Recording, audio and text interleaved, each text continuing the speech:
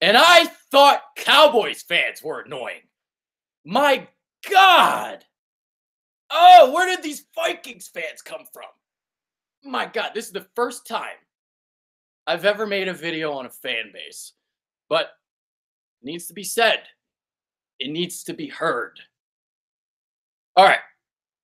So, in my comment section on Twitter, all I keep hearing from Vikings fans is, well, Nick Foles sucks and we're going to blow you out.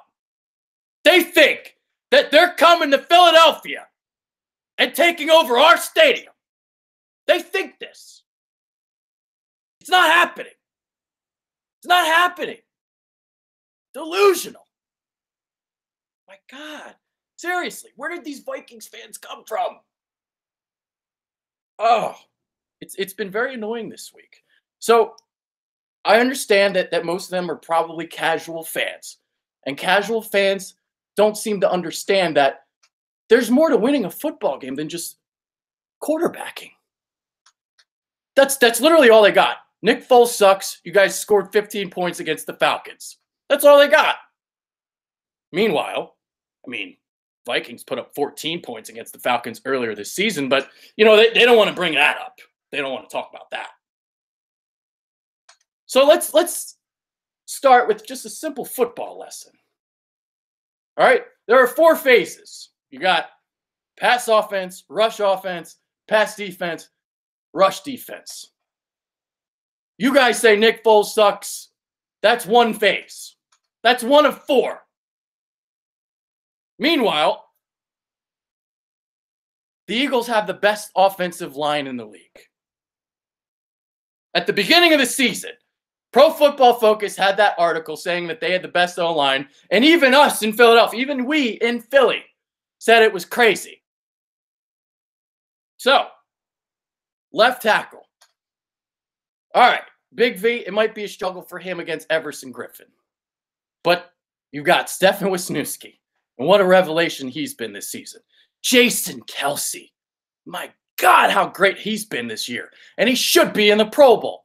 Brandon Brooks is in the Pro Bowl. Lane Johnson is the best right tackle in football. The Vikings allow 112.1 rushing yards per game on the road.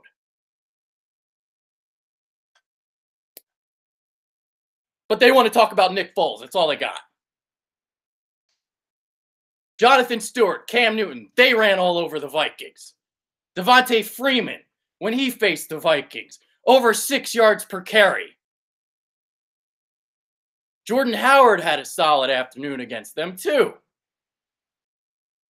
Who's to say that Jake Train isn't going to run all over your asses? I know. The Eagles struggled to run the ball last week, and I expect to see a lot of 8-man boxes. But here's the thing. All right. So let's go back to last week and that Falcons game and those 15 points that, the Vikings fans, they want to talk about. So let's think about this. All right. There are normally 12 possessions in a football game. The Eagles had 9 against Atlanta. 2 of them were running out the clock at the end of the half. So it was really 7. First possession of the game, fumbled the ball, Jay Ajayi. So really only 6 possessions. So out of those 6 possessions, 3 of them were basically 6+ minute drives. One was like 5:55 or something. So they controlled the clock. They went on these long, elongated drives, kept the defense fresh, and it let them attack. So you say, all right, you look at it like, all right, 15 points. But you can't look at it like that because the possessions were limited. And I just kind of explained to you, like 6 possessions and 3 of them, they won on these long drives. It's going to be harder to go on a long drive against Minnesota, granted. But I felt like the offense was fine last week. It wasn't the best. It wasn't the greatest. But I feel like they were better than Vikings fans think. So, they've been annoying the fuck out of me. Usually I don't let fans get to me, but my God. 31-7. 38-14, 44-10. They don't even think it's going to be close. Kind of annoying, isn't it? It's not going to be so annoying tomorrow, though, around 10 o'clock Eastern time, when the Eagles are hoisting the NFC Championship trophy. And then they're going to invade Minnesota and take over that goddamn stadium for Super Bowl 52. So, just wanted to say a couple things. Just a couple things. They think that the Eagles' secondary sucks. What they don't seem to understand is that the defensive line of the Eagles, which is the best in football, helps out the secondary.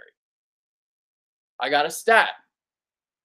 So, quarterback rating when going after the top 3 cornerbacks of the Vikings, I believe it's 75.4. So if you throw at Trey Waynes, Xavier Rhodes, or Terrence Newman, 75.4.